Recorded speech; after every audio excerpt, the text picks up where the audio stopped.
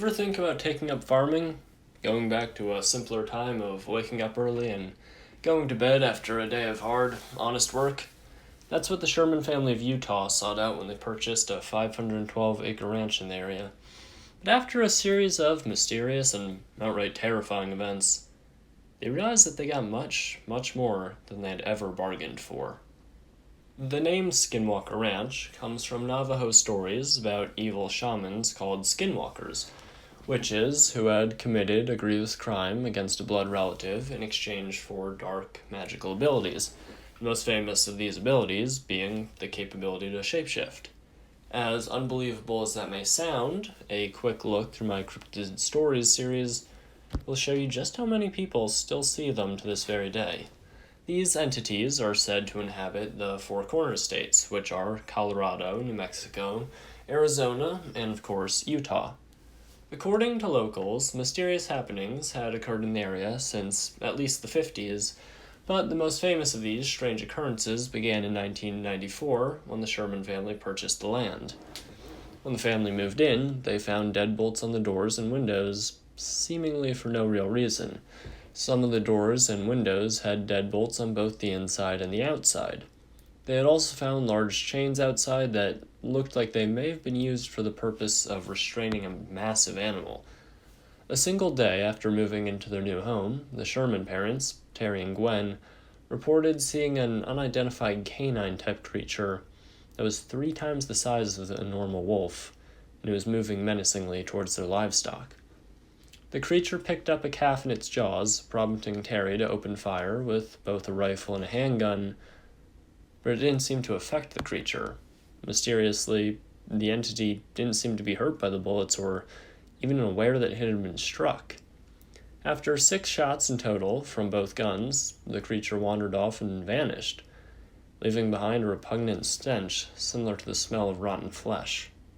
Although the incident with the seemingly invulnerable and possibly even intangible wolf was the first bizarre thing to happen to the Shermans since they purchased the property, it was far from the last.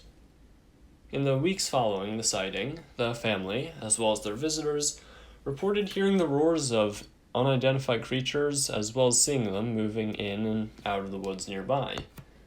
But some of the truly bizarre happenings didn't happen on the ranch, but above it, with numerous unidentified flying objects soaring through the skies overhead. The Shermans reported seeing 3 main types of mysterious craft during their time on the ranch. One type small and boxy, another with a length of roughly about 40 feet, and the third gigantic, stretching for multiple football fields. On one occasion, they saw 3 8-foot-long objects flying in a triangular formation, leaving behind a series of circles in the flattened grass below. On another occasion, they witnessed appearing and disappearing brightly colored orbs flying around. Similar to many UFO sightings, the Shermans reported their cattle being mutilated, their organs removed with a perfect surgical precision that'd be pretty much impossible for any known animal to perform. After 18 months of these disturbing events and the frequent cattle mutilations hurting their income, the Shermans had had enough, and they sold the ranch to a Nevada real estate investor named Robert Bigelow for $200,000. Unlike the Sherman family, Bigelow has an avid interest in the paranormal and knew what he was getting into, which is what made him interested in purchasing the ranch in the first place.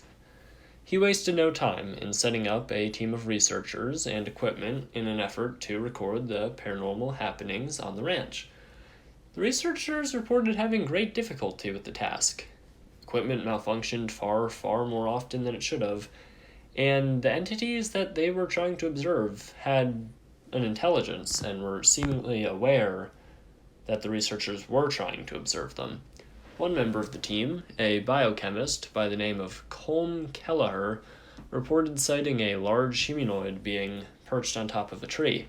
He described the entity as having piercing yellow eyes, long sharp claws, and resembling a predatory bird.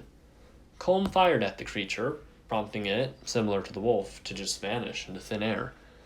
In 2016, after years of not getting quite the evidence he was looking for, Bigelow sold the ranch to a company called Adamantium Holdings for $4.5 million. This has led to speculation that Bigelow, or the Sherman family, exaggerated what was happening on the ranch so they could sell it at a profit, but there's one issue I have with this theory. Robert Bigelow isn't just rich, he's a billionaire.